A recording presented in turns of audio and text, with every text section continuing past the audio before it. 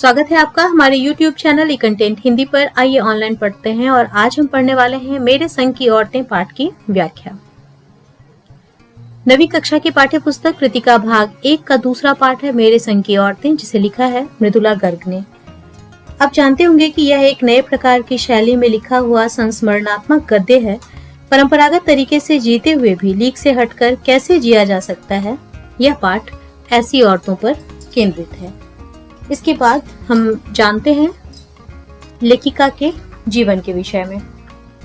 समकालीन हिंदी कथा की महत्वपूर्ण हस्ताक्षर मृदुला गर्ग का जन्म कोलकाता में 25 अक्टूबर 1938 ईस्वी में हुआ।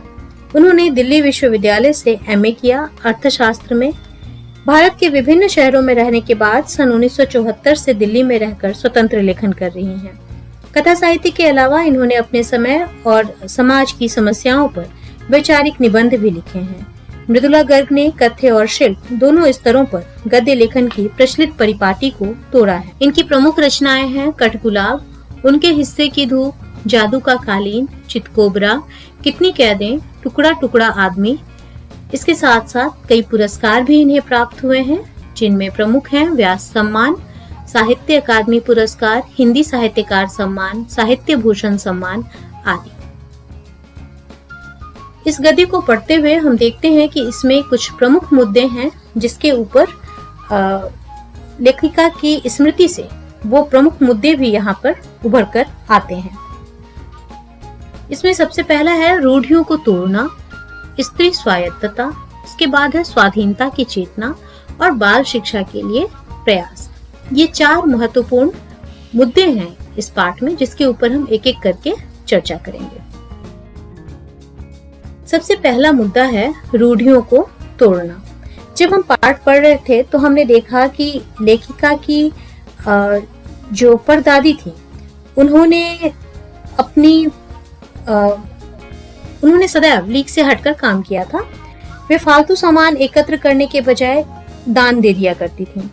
उन्होंने अपने बहू के गर्भवती होने पर मंदिर में भगवान से लड़की पैदा होने की मन्नत मांगी और यह बात सभी को बता दी। अब यहाँ पर उस समय के समाज में लड़कों को इतना महत्व दिया जाता था और कोई भी अपने परिवार में पहला पोता की इच्छा रखता, लेकिन उन्होंने इस रूढ़ी को तोड़ते हुए पोती की मन्नत मांगी थी। और बार बार लेखिका कहती भी हैं कि बार बार की मन्नत से भगवान ने अफरा तफरी में आकर एक के बाद एक 5 कन्याएं उतार दी और बेटा केवल 1। लेकिन वहां पर उन 5 बेटियों का स्वागत किया गया था। तो एक तरह से उन्होंने इस रूढ़ी को तोड़ा था। इसके साथ साथ उनके बारे में एक और बात है कि जब उनके यहाँ चोर आता है तो किस तरह से वह उसका व्यवहार परिवर्तन करती हैं, बिल्कुल अपनत्व के भाव से। ना तो उस पर कोई दबाव डालती हैं, ना उसे बदलने के लिए कहती, बल्कि अपनत्व दिखाकर उसके सामने एक रास्ता खोलती हैं कि अगर वो चाहे तो बदल सकता है। और यह भी एक तरह का मनोविज्ञान हमारे सामने रखता है। स्त्री स्वायत्तता। इस पाठ में जितनी स्त्रियों की चर्चा की गई है मेरे संग की औरतें में, चाहे वो उनकी परदादी की कहानी हो, चाहे नानी की कहानी हो, उनकी माँ हो या लेखिका चारों बहनें हो, इन सभी में हम देखते हैं कि एक प्रकार की स्वायत्तता है।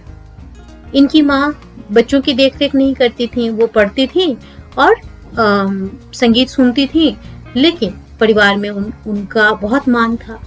इसी तरह से उनके ऊपर कोई दबाव नहीं था, उनका बहुत मान था, क्योंकि वो बड़े बड़े परिवार की जो खास बातें होती थी उसमें उनकी राय भी मानी जाती थी और उस राय को प्रमुखता के साथ रखा जाता था। तो इतना सम्मान उनको वहां पे मिला हुआ था और साथ ही साथ अपनी जिंदगी अपने तरीके से जीने की स्वायत्तता थी। इससे पहले भी हम अगर देखें तो उनकी नानी, जो परंपराओं को मानने वाली, पर्दा करने वाली स्त्री थी, उन्होंने कभी भी अपनी इच्छा का इजहार अपने पति के सामने नहीं किया था, लेकिन फिर भी उन्होंने अपना जीवन अपने तरीके से जिया, उसमें किसी का हस्तक्षेप नहीं था। लेखिका 5 बहनें भी अपना जीवन अपने तरीके से जीती थीं, जिसमें किसी का हस्तक्षेप नहीं था। उन्होंने जब तक तर्क से सहमत ना हो जाती तब तक वह कोई काम नहीं करती थी, अपना निर्णय स्वयं लेती थी।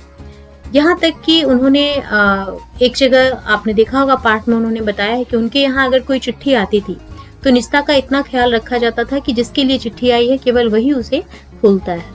जबकि परिवार में क्या होता है कि अगर चिट्ठी आती है किसी के लिए भी तो परिवार का कोई भी सदस्य उसको खोलकर पढ़ने की जिज्ञासा रखता है, लेकिन उनके यहाँ अगर एक भाई या एक बहन की चिट्ठी भी दूसरे भाई या बहन के नाम आती तो उसको वही खोलता जिसके लिए वह चिट्ठी आया करती थी। तो इस तरह से एक स्वायत्तता यहाँ पर दिखती है। स्वाधीनता की चेतना यहाँ पर यह भी प्रमुखता के साथ इस कहानी में देखने को मिलती है, इस कथानक में देखने को मिलता है कि जैसे लेखिका की नानी आज़ादी के आंदोलन में कभी शरीक नहीं हुई थी, लेकिन उन्होंने कम ही मृत्यु में अपनी मृत्यु को निकट आते देखकर अपनी 15 वर्षीय बेटी के लिए चिंतित हो चुकी थी, उसके विवाह के लिए चिंतित थी। और उन्होंने अपने पति से कहा कि वो उनके एक मित्र को बुला लाए और वो उनसे कुछ बात करना चाहती हैं। और जब उनके मित्र आए तो उन्होंने कहा कि वो अपनी बेटी की शादी एक स्वतंत्रता सेनानी के साथ करना चाहती हैं। जो उन्होंने कहा कि उनकी बेटी की शादी ऐसे व्यक्ति से हो जो आज़ादी का सिपाही हो। तो इस तरह उन्होंने, उनके अंदर एक स्वाधीनता की चेतना थी और वो उस चीज़ का बहुत अधिक सम्मान करती थी। उनके पति अंग्रेज के समर्थक थे, लेकिन उन्होंने उनका कभी विरोध भी नहीं किया, परंतु उनके अंदर जो एक भावना थी स्वाधीनता की, इसकी पुष्टि उन्होंने की जब उन्होंने अपनी बेटी की शादी एक आज़ादी के सिपाही के साथ करने की सोची थी। यहाँ पे हम देखते हैं कि लेखिका जब कर्नाटक जाती हैं और वहां पर उन्हें लगता है कि वो जिस कर्नाटक के बांगलकोट में जहाँ पे वे रहने जाती हैं वहां पे बच्चों के पढ़ने लिखने की कोई खास व्यवस्था नहीं होती है। तो वो बहुत परिश्रम करती हैं उसके लिए, कैथोलिक बिशप से स्कूल खोलने की प्रार्थना करती हैं, जिसे पहले वो अनसुना कर देते हैं। बाद में अनेक लोगों की मदद से उन्होंने अंग्रेजी, कन्नड़, हिंदी सिखाने वाला स्कूल खोला तथा स्कूल को कर्नाटक सरकार से मान्यता भी दिलवाई। अब सोचिए कि इतना बड़ा काम बच्चों की शिक्षा के लिए मातृभाषा के साथ हिंदी और अंग्रेजी की शिक्षा के साथ उन्हें जोड़ना। और आगे उन्होंने कहानी में ये भी बताया है कथानक में कि वो बच्चे फिर वहां से उनका नामांकन शहर के अच्छे विद्यालयों में भी हो जाता था।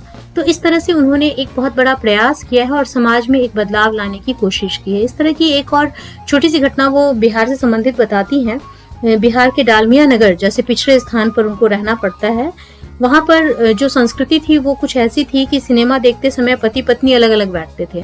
मतलब अगर वो कहीं बाजार जा रहे हैं या फिर सिनेमा देखने भी हॉल में जा रहे हैं तब भी वो अलग अलग बैठते थे। स्त्री और पुरुष में इतना अंतर रखा जाता था। लेकिन उनके प्रयास से, लेखिका के प्रयास से उन्होंने मर्दों और औरतों को एक साथ नाटक करने के लिए राजी किया। नाटक का मंचन हुआ और उस नाटक के मंचन से अकाल राहत कोष के लिए उन्होंने धन एकत्रित किया। तो इस तरह यह चीज भी यहाँ पर देखने को मिलती है कि सामाजिक बदलाव के लिए उन्होंने क्या किया है और विशेषकर बाल शिक्षा के लिए। इसके साथ साथ अगर हम इसमें उनकी बहनों का भी थोड़ा सा जिक्र करें तो आप देखेंगे कि उनकी प्रत्येक बहनें जो थी वो लिखने पढ़ने में रुचि रखती थी और आगे चलकर उनमें से 4 लेखिका बनी और वे चारों ही अपने अपने क्षेत्र में सफल हैं। उनके भाई भी लेखक हैं। तो इस तरह से उन सब ने अपनी जिंदगी को अपने तरीके से जिया था। उम्मीद है आप इस पाठ को समझ चुके होंगे और साथ ही साथ इसकी जो मूल बातें हैं, जो मुद्दे हैं जिस पर हमें चर्चा करना चाहिए, जिस पे हमें विचार करना चाहिए, उसको आपने समझा होगा। धन्यवाद।